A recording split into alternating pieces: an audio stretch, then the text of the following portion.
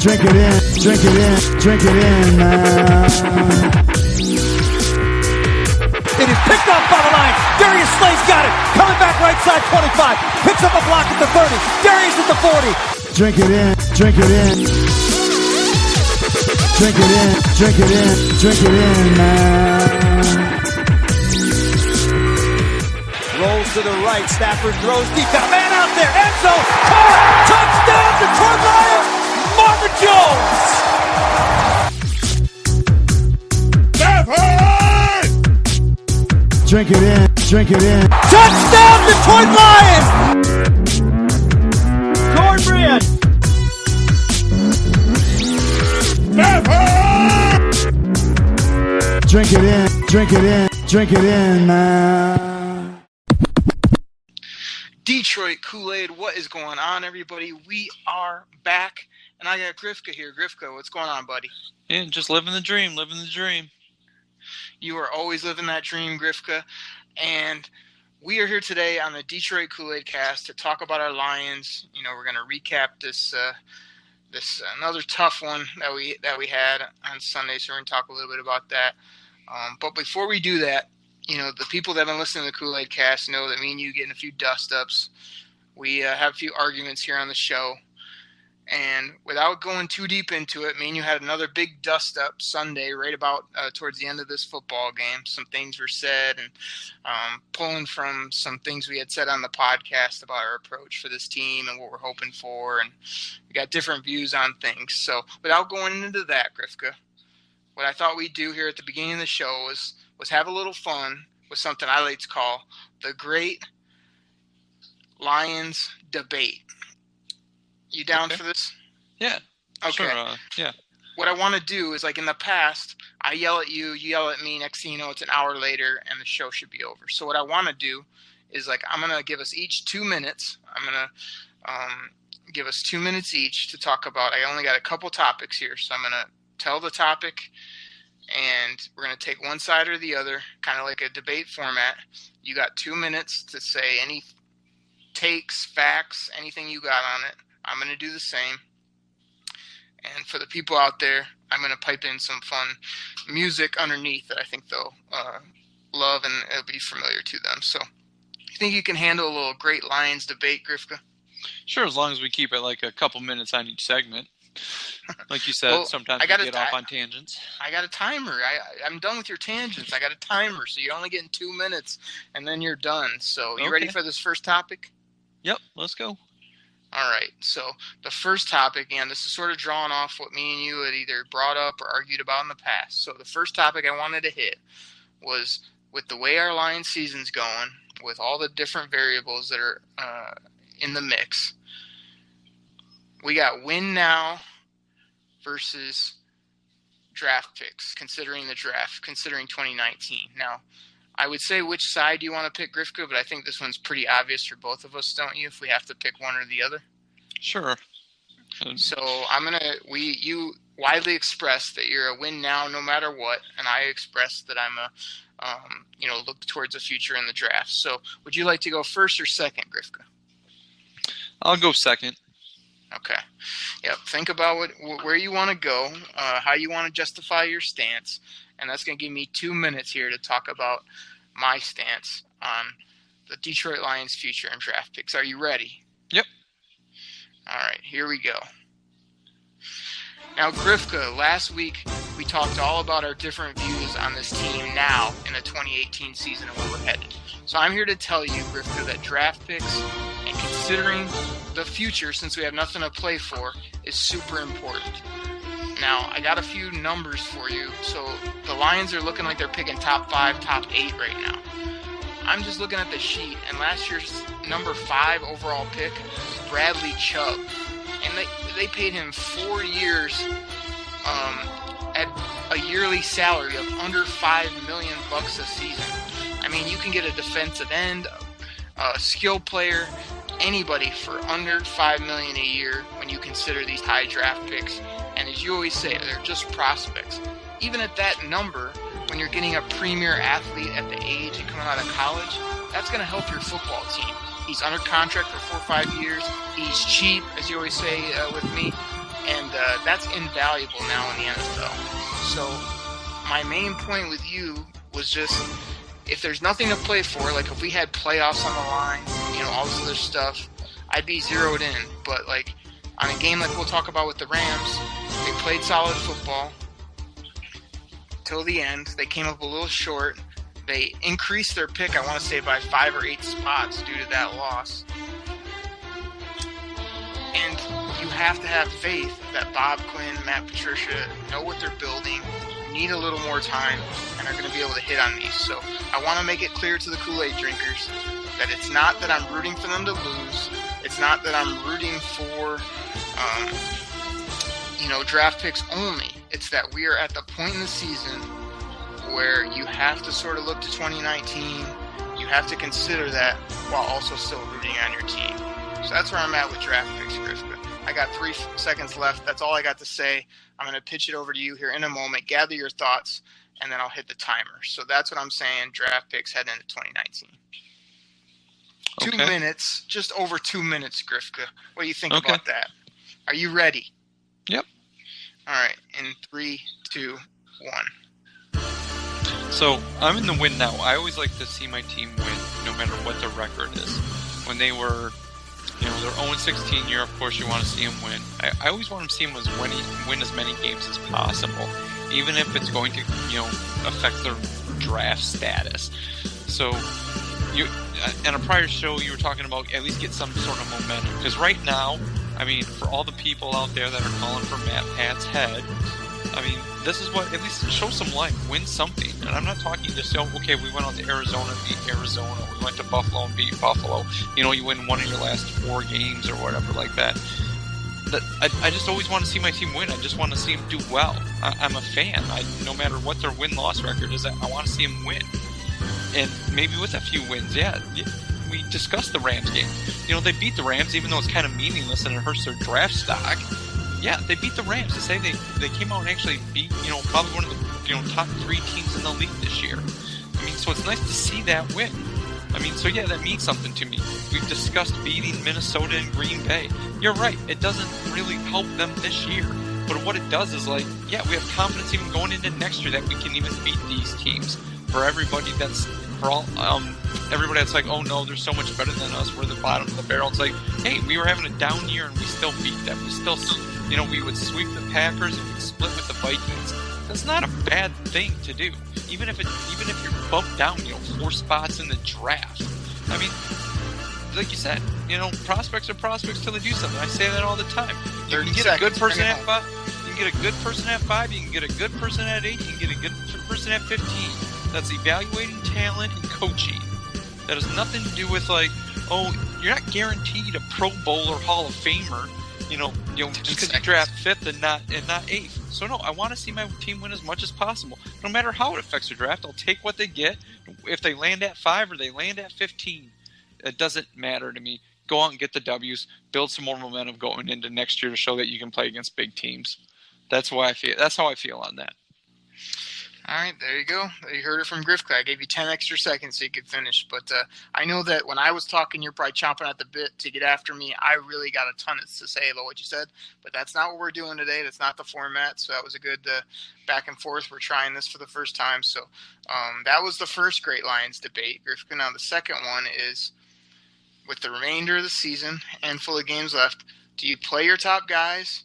Or if they're shaky or injured, do you err on the side of caution, shelf them, whatever it may be? What side do you want of that?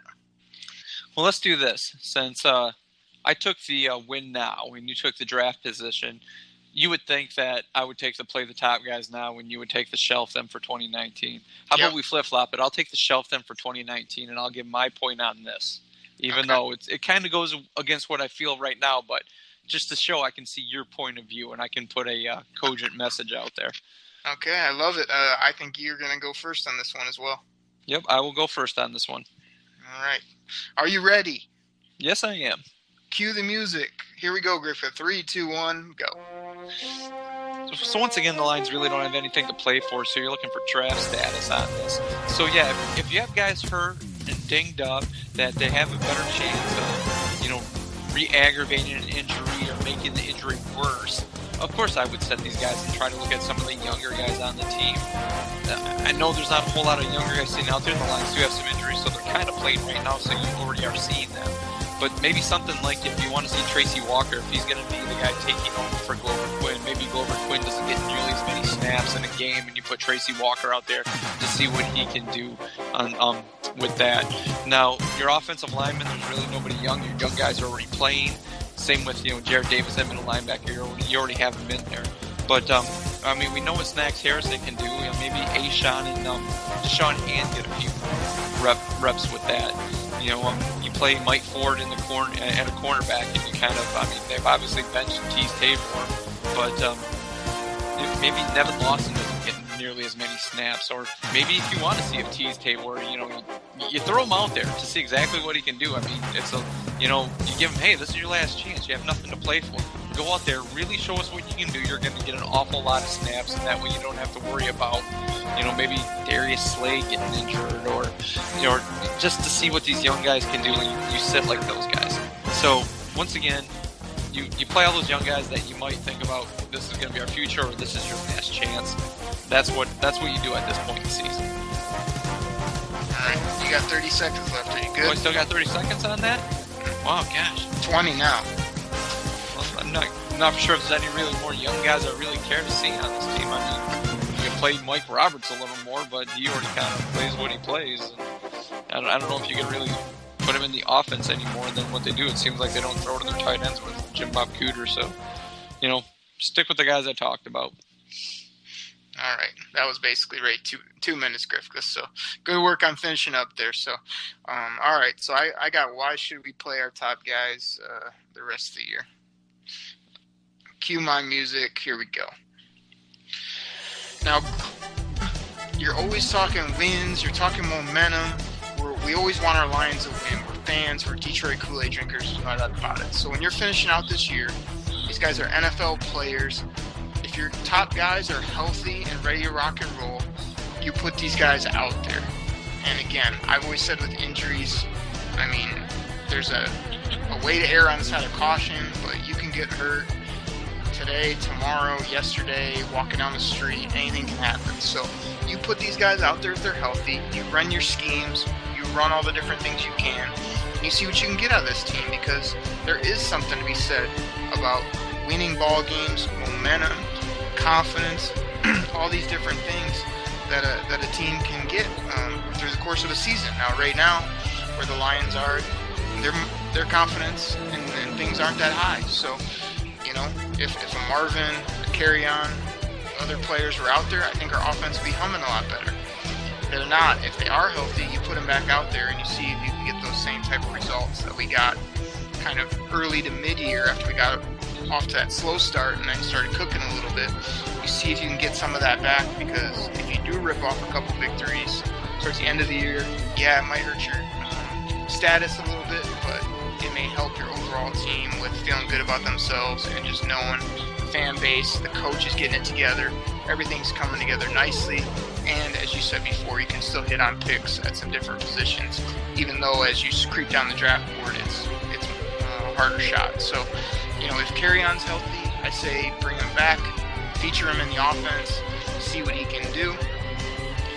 Some of these other young wide receivers, see what they have, and then, get the Tracy Walkers and those type of guys out there that are healthy and ready to roll, because I think playing your top guys, unless you can injure them worse, is going to be a good thing for this team in the long run.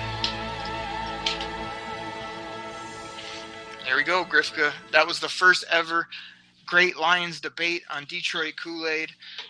We hope you guys, I know those are questions that are on everybody's minds. Me and Grifka thought we'd just do that. We wanted to give ourselves time constraints because we know we could talk about all those things all day long. But instead of our news and notes segment today, we gave you less than 10 minutes of a debate back and forth without any rebuttals, which maybe we'll work that in next time where we can get after each other for what we did say. But Grifka, good work. That was cool. I think it's time to jump into this Rams game and tell the people what we saw, what we thought happened. Okay, yeah, let's do that. So, Grifka, we talked about it last week. You know, we've been coming off some bad losses. We got the Rams coming in town. We thought, oh my goodness, this is gonna be real rough. You know, they're a great offense. We've been playing better on defense, but we knew our offense was going to be in rough shape with some injuries and just, you know, JBC and some of the ways they've been calling this football game. And, you know, I just want to hit some quick hits here in the beginning, and then I'll let you respond. Like, I thought they stayed in it till it was late. I mean, I was real proud of how they played. You know, just like I've said, even though we argued on our viewpoints, like, I mean, as this game's going along, of course, my juices are getting flowing. Like, hey, I still value the draft and still looking forward to future years, but I wanted this W. So as the game's getting later and later, I'm like, hey, man, might as well just beat this team since we're playing so well and doing so good in our house. So I was proud of them for that. You know, the late mistakes were just frustrating to see. I feel like we built ourselves up so much of fourth quarter comebacks that now when we haven't done it, it's really showed. Just like, remember the year when we ripped off all those fourth quarter comebacks, everybody was so hype about that. It's working the opposite now. You know, we're losing games late, and it's just as worse, if not hurts more, to lose them late. So I thought it was a great effort by the team. They seem to also be playing hard, and I think this defense is sort of gelling together. You see them doing great against the run game. You see Snacks flashing every game. You know, our corners are still a bit of a mess. Darius Slay didn't have a very good game, your boy, this ball game. And Matt Stafford, man, I mean, late turnovers, not protecting the football, that's becoming way too common. And, you know, it was just tough to see. So, you know, all those things being said, those are some quick hits that I got on the game. And I thought this was one we could win. We played over our heads, I think. We didn't win it. So, again, it did help our draft stock. But our quarterback, our offense, our offensive coordinator, and our Fords and Nevin Lawsons of the world just did not play well enough to win. So that's what I'm thinking happened. What say you? I get the feeling that this team is one of those teams that plays towards their competition, and it seems like when they play against like the better teams, I mean, they had a great game plan against the Patriots early on. They had a great game plan against the Packers, you know, early on. I mean, who knew the Packers would be where they were at? This is another one of those games that seems like they really, you know, the team realized who they were and they really stepped it up. And defensive-wise, the game plan was really, really well put together. It really confused Goff, and Goff kind of looked out of sorts. Once again, I don't know if it's part of that. You know how you always joke with me, how I say West Coast team coming east for that 1 o'clock start. Or maybe the Rams just thought that they could just strap the helmets on, you know, because they're the Rams and the Lions are the Lions, and they weren't taking them quite as seriously. But yeah, the way they played, they did look hungry. And I know after the game, your boy Ricky Jean was like he was tired of losing, and maybe that was part of it. That no matter, he kind of realized that the team doesn't have the talent that some of the other teams have, and he's used to being on, you know, the Patriots winning teams, stuff like that. So the way they played, yeah, I was pretty happy. The way they hung with them, like you said, Slay. There was a couple plays where Woods got the better of him, but still, the defensive game plan I was pretty happy with. I mean, generally that defense in the past would allow the Lions to win the game, but I don't know. Still, the offense seems to be sputtering. I know they don't have, you know, Carrion out there, and Marvin wasn't out there, but still, I mean, it just didn't look, you know, that great. A lot of conservative play calls at certain points in the game, and I know Chris Spielman at points was like saying, well, you know, that's the right call to make there. You know, that's the right call to make there, but at this point in the year, it doesn't matter. I mean, just, you know, 3rd and, you know, 17, and you run a draw play or something like that just to kick the field goal. It's like, who cares? Just go for it.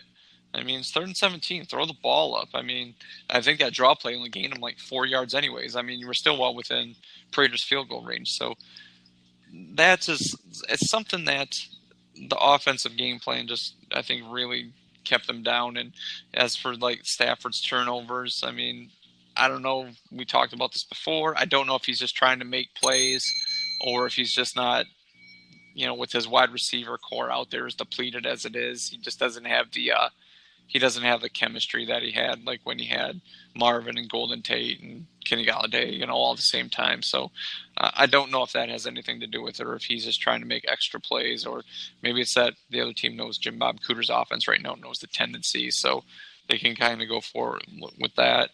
I don't know if Sue was actually getting booed or if they were actually saying Sue at I know a lot of I know the announcers like, oh, they're saying boo. I'm like, I don't know. I'd still take Ndamukong Suh on this team. Oh, get out of here. Those were boos, Grifka.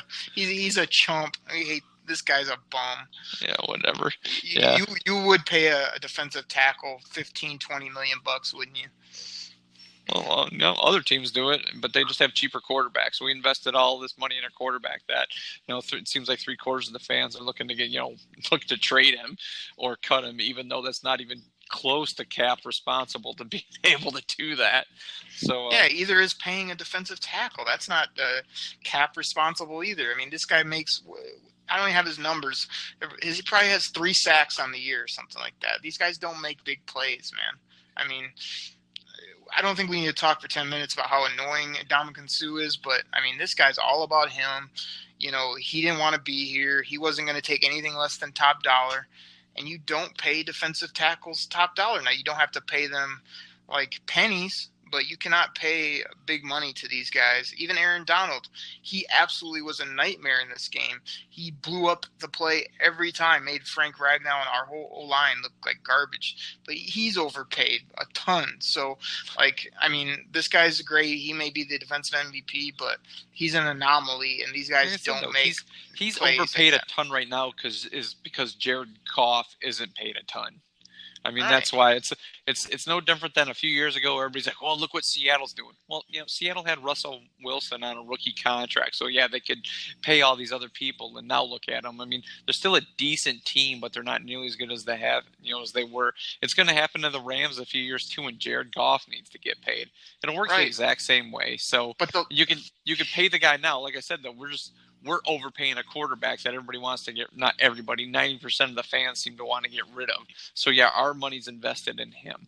Okay, but we're not overpaying because you pay a quarterback and hope that it works out and hope that he makes the plays he should make because he touches the ball every offensive play. You don't pay Ndamukong Suh however much a handful of years ago and then have no money left for your skill guys, your quarterback. I mean, it's just team building. But, I mean, you love the guy just because he makes plays on the field. I was so happy he left because it just doesn't make sense. I mean, the numbers he puts up and the impact he has on the game just isn't enough to justify the dollars and cents. I say it every show. But like I say, let's not talk about that annoying idiot anymore. Let's talk about this. Grifka, this defense has seemed to really turn it around since the beginning of the year. I mean, like I say, amazing stats against the run. Here we are against the Rams. They're chucking the ball deep every play. It seemed like play action, first, second, and third down, just chucking it down the football field. And we're hanging in there playing pretty decent ball. I mean, what do you think about this defense? And then, me, already digging way deep into the drafts. I'm looking at this defense going, man, Snacks, Quandre, Slay, add Curlin Furl there in the top of the draft, or some of these nasty edge rushers that'll be right there from 5 to 12 that you would love to have. That's right, we'll be picking, no doubt about it. Adding a guy like that, adding another corner. I mean, if we can get Greedy Williams, if we really go up high, I mean, put him and Slay together, that's going to be beautiful. So what do you think about this defense, and especially imagining it with the pieces we already have and adding a few more that could really be impact guys? I don't know if the defense of the run defense has really turned it around. I don't know if the pass defense has really improved any. I think it's once they got Snacks and teams were realizing they couldn't run as much. It's like, okay, we're just going to pass more, and that's why they were. That's why I think the pass defense has been exposed a little more, because I know early on in the year, me and you were talking about how, oh, look how good the pass defense is. It's like, well, yeah, because they couldn't stop the run, so teams were running all day. And I think it's kind of flipped the script now. It's like teams are having a difficult time running against the lines with Snacks in there. So it's like, okay, we'll just pass and we'll just target who's opposite of Slay. So I think that's what's happened here. But you're right. I mean, if somewhere between 5 and 15, we do get, like you said, Greedy Williams. I don't think there's another cornerback that I would take like at number 5 if Williams was gone earlier. Say we're sitting at 8. No. I don't know if there's another one. I mean, Greedy is going to have to be top 5 or 7, and or else you're not right. So now I'm saying if Greedy Williams is gone, I don't think I would. I don't think there's another cornerback in the draft that's like I would take that high at that point. I might be looking for some sort of type of edge rusher, even if there's a good edge rusher there and Greedy Williams is still there. I still think I'm going to go for a cornerback. Is what I would do. So I know some people read things. Was it Polite or Polite, that guy out of Florida? I've read he could be a guy that where he kind of would slot in, but I don't know. I'm starting to get kind of hesitant on Florida defenders. No offense to the University of Florida Gators, but I don't know about any Florida defenders if I'd want one of those guys right now. Oh, get out of here, Griff. See, that's again that's a Grifka mentality. Like Jared Davis and T's struggles have nothing to do with the next guy we take out of that school. Come on, don't do that. Don't do that. It's not about the school or the mojo. It's about the player, And Jared Davis is still going to be really. I mean, he's going to be a plus player in this league, and already is, in my opinion. But I know you've been hating on him. So, but let me say this though, like without getting into a ton of draft talk, like I was thinking about the other day. Like again, we're focused on the defense right now. I mean, I'm just going through in my head. Sean Hand. Ashawn has stepped up. I think he has a place on this roster. Snacks has a place on this roster. I mean, a big piece right in the middle. Now, Grifka, you're going to hate this, but I haven't brought him up in a couple shows, but tell me that Ziggy isn't flashing on Sundays. I've always swore the guy you always hate on him. Has he not been flashing and getting in the backfield quite a bit? He's flashing because he knows it's a pay year. I mean, that's... Okay, is he making plays for the Lions when he's out there? Yes or no? Here and there. I mean, I wouldn't say he's having. I wouldn't say he's been good. What's that? He almost has a sack every game, and he's been. Ooh, the almost run the plays. Almost I've seen sack. him hustle. Once again, show me that column. The almost column. He has a lot of almost in him. Will you listen to me? I said almost a sack a game, not a bunch of almost sacks. He has like 5 sacks. He's played in 6 games, something like that. I bet you are the numbers if I looked them up. So he's been flashing. Now I don't think he comes back to Detroit, but I'm leaning of like, hey man, for some reason, if this guy was to give you a good deal, you might consider it because there's not going to be many big old defensive ends in the market. And but if you let him go, like I like what I've seen from Aquara. Darius Slay is your guy. He's been good. Like he hasn't had as many turnovers, many big plays as he likes his nickname this year as he did previously. So that's hurt him.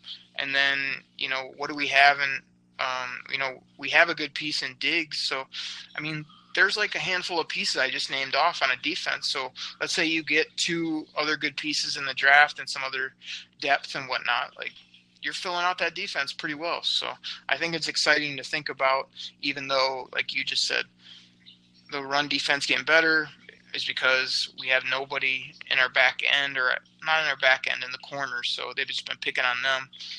Beginning of the year, I think it was more like not knowing the system and whatnot is why people were creasing us in the run game, and we had no Snacks Harrison in the middle. So, I think there's a lot to look forward to in the defense. And before we move on to the next topic, like Matt Pat with that laminated play sheet in his hand, being more in tuned on that side of the ball, other than your boy Mother Goose with his glasses hanging down past his nose, has really made a difference, I think, because Matt Pat's called defenses for, a decade or more and played in huge football games. So I want him calling our plays, or telling the guy that is calling the plays basically what he's looking for, because I think that's made a big difference. Yeah, I would agree with you on there. I think Matt Pat is I think he's given a little more input. I don't know if he was early on, he was giving Paul Pasqualoni just gave him the keys of the car and said, "You run it."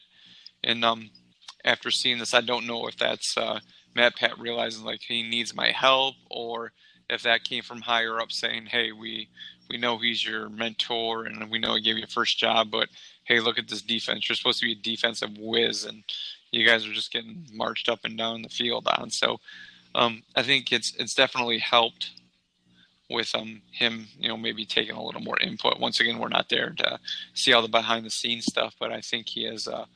He's the driver's training coach who has the emergency brake hooked up on his side of the car, and so it's just like if he doesn't like where it's going, he can pump the brakes and say, hey, let's do this instead. But my thing is, you don't have to be behind the scenes, because I know for the first handful of weeks he had no play sheet. He's just sitting there in the garbage bag, pullover hoodie, and whatever else he had on, just sitting there with a weird look on his face. So he's definitely more in tune now. So, Griff, before we get in this next topic, I know we got, every week we keep growing, keep getting new listeners, all this stuff. So when you hear this bell in the background, anybody that's new and listening, that's the Grifka bell. And that bell indicates that Grifka has said one of his classic phrases, or what he likes to do is agree with me. He likes to reference things from previous podcasts and say all types of other funny gimmicks that we like to highlight here on the show. So when he hits one of those, I like to hit the bell. So everybody gets a kick out of that gets all of our phrases down. So we caught the people up, Grifka. We've had some fun today. Let's talk about one more thing before we get to some questions and finish this one out. So the Lions, for years and a bunch on this podcast, I've always said, why don't we ever get creative offensively? Like we see all these other teams with not only fancy plays, but real aggressive, all over the field, fourth down, middle of the field, back in their end, all this stuff. Early in the season, late in the season, we don't ever do anything that is exciting or that's outside the box. Yet it seems like once the season's over, we got nothing to play for, really. We start pulling all these rabbits out of our hat that, hey, where was that, in that close game in Dallas that would have helped us, we never see it. But here we don't have much on the line, so we pull out this trick play to Taylor Decker for a touchdown. Like, why can't we be more creative all the time? And again, how many times do I have to say it, where we went a whole nother football game, Grifka, without throwing the ball. I swear our farthest pass was maybe 20 to 25 yards, if that, in the air. We didn't throw the ball deep once. I mean, these other teams are throwing the ball 50, 60-yard touchdowns. We don't even attempt it, let alone connect. I mean, this is holding our offense back. It's got to change. I don't know, the coordinator or what, but why have a strong-arm Matt Stafford and throw 5-yard dinks all day? I mean, it's just super annoying. Like, talk to me about offensive creativity and why we never chuck the ball deep. I just think they have these coordinators that, for lack of a term, I guess they value the football, and they're afraid of turnovers where, things like that where, like you said, they just chuck the ball deep. I mean, Jared Goff got picked off, but, the percentage-wise of it being a positive play aren't very high. They're a low percentage play. So maybe they think, the check down Charlies, like, oh, yeah, less chance of them throwing an interception. We keep the ball. We can kind of keep, grinding the clock away, keeping the other team off the field. But it's been that way for, like you said, it's been that way for a long time, though. And I don't know if it's the head coach putting the handcuffs on the offense coordinator, if that's just the offense coordinator and the head coach agreeing with it.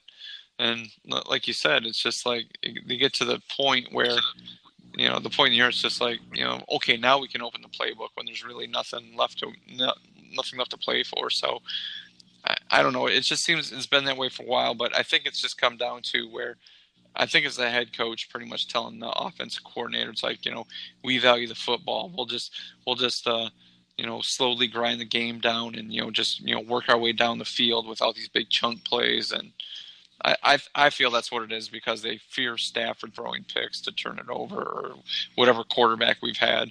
We've had less talented quarterbacks that could really throw the ball far, or just less talented quarterbacks who with accuracy too. So the shorter passes are higher percentage completion. So that's just kind of how I feel about that.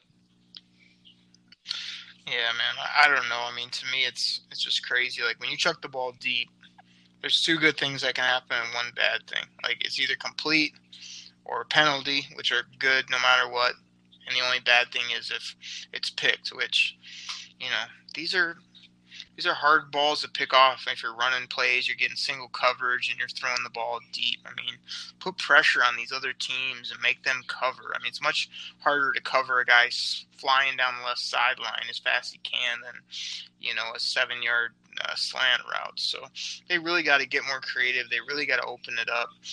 And I think that's what gets Stafford going too, are bigger plays. I mean, he's just going through the motions, throwing these little crossing routes all day. I mean, those have a place in your offense, but they can't be your whole offense, especially when we're sputtering the way we are. I mean, you're telling me Kenny Galladay can't run deep and you throw him an actual catchable jump ball? And we haven't seen that since what game was it? That was the Green Bay game. Remember when he kind of threw him a 50-50 and he went up and got it and went for like 70 yards? Yep. Like, I haven't seen one since. That was like kind of a go get it, that was deeper than, what does he get? Normally he gets kind of like those 17-yard balls or 15-yard catch here or there. Yeah, that middle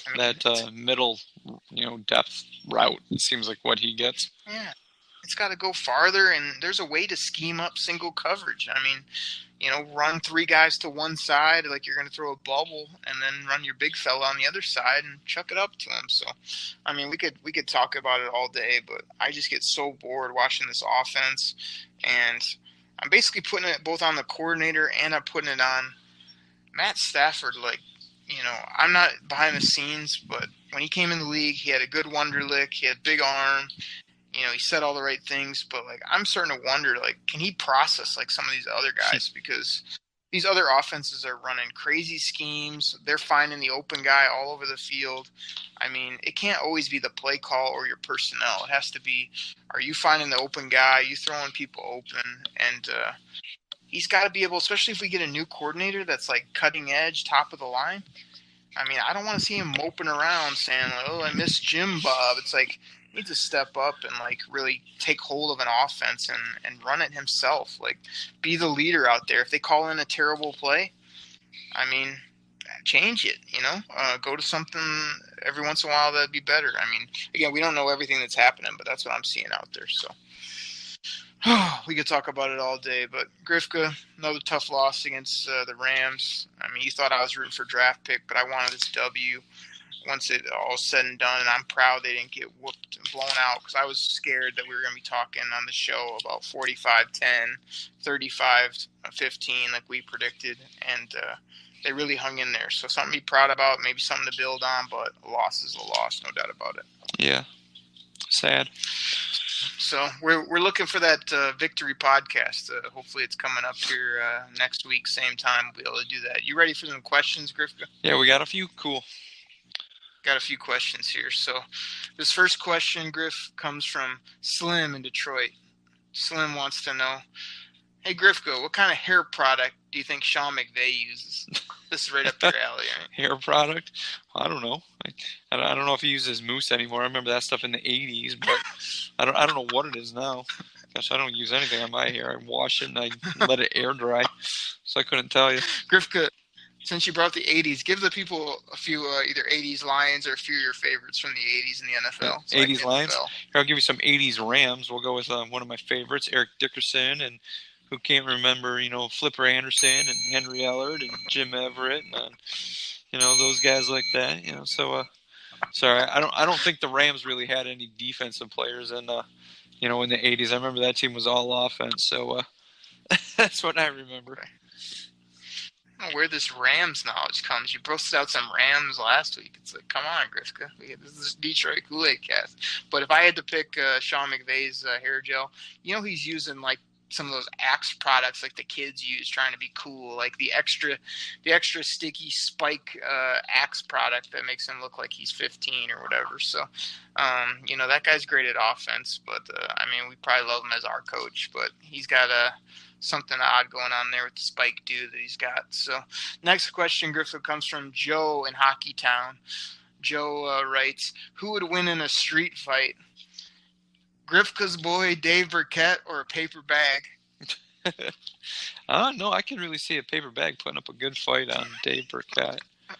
I mean, What do you especially. mean? This is your guy. You love him. Don't you think he would just beat the tar out of anybody? Well, This I guy's a know tough he guy. puts out some really good quotes and everything for you that you just love to quote, on here, because you follow him on Twitter and you're all like, Dave Burkett, you're so great.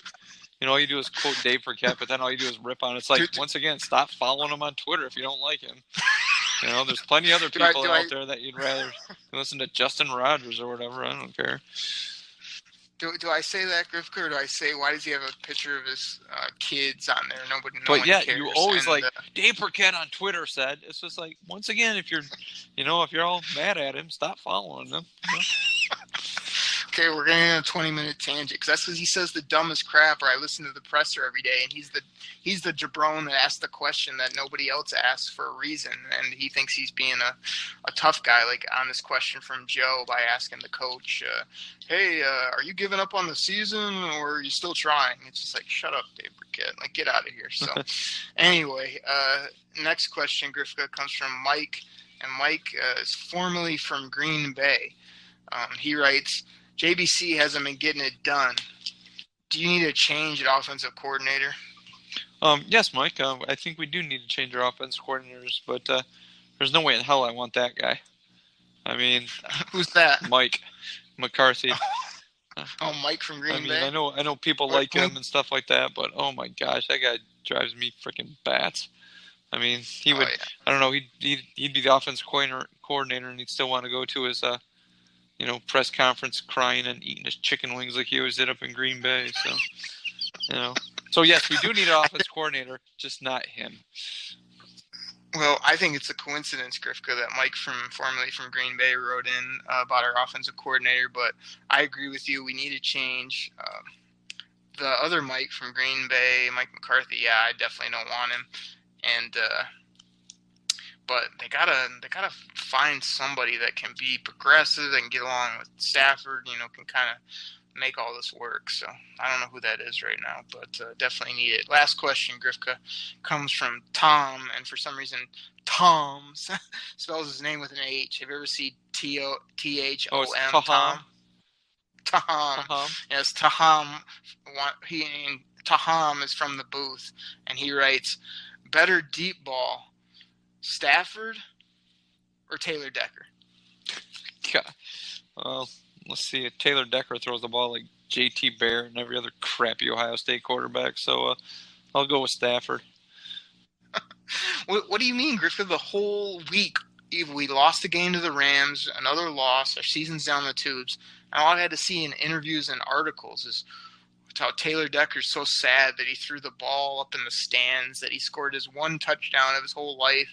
It's like, well, then don't throw in the stands, jabron. I mean, I don't know what to tell you. I mean, it probably was a decent spiral, but I mean, that's on you, buddy. You think it was one of those things like as he left his hand, he's like, no, and he just went forward. I remember watching it, and I'm just like, I saw him score, which again, you never see the big fella get in, and when he checked it, I go, what are you doing that for? Like, don't you want that football? Like, I didn't even know that he'd probably never done it ever, and I thought he'd be an offensive lineman and not give a crap, but he's doing all these interviews. He's all over social media. I hope I get the ball back. It's just whatever. Well, bro. He's obviously not a Mensa member. He did go to Ohio State, so. Yeah, exactly. And then Stafford called him out like in the press conference saying that he copied him or whatever because Stafford threw that ball up in the upper deck. I mean, I don't think Decker's got to the upper deck, second deck. I think that it could just got in the first 15 rows or whatever there. So, like I said, I'm taking Stafford as well. Taylor Decker, we got to use that brain of yours. Keep that ball in your hand so you don't have to campaign for a week, and who cares about a football? You're an offensive lineman. Just go grow a beard and go hit people. That's all we need you to do. Yeah. So thank you, Taham. Good question. So that's all we got, Grifka. We broke the game down. We did the Great Lions debate, first time ever. See if the people get a kick out of that. Another tough loss for our team. How about we come back Friday? We'll talk about Arizona. This and the next game are two that people had circled as W's. You just never know in the NFL. We'll see what happens, and we sure are hoping that we can drink some of that Honolulu Blue Kool-Aid and play good football and see some of our guys come back and like actually play good on Sundays, man. We just never know. So we'll come back and preview it and talk about all types of other stuff. Sound like a plan? That sounds like a plan. All right. Well, for me, for Grifka, and for the Detroit Kool-Aid cast, we're going to get up out of here. But we thank everybody for listening. Check us out. Share with a friend. We're on all types of podcast platforms. And we'll be back at you guys on Friday morning for the Detroit Kool-Aid cast. We're out. Pack the bags, start the plane. This game is over. It is over. What a comeback by the Lions. Drink it in, man.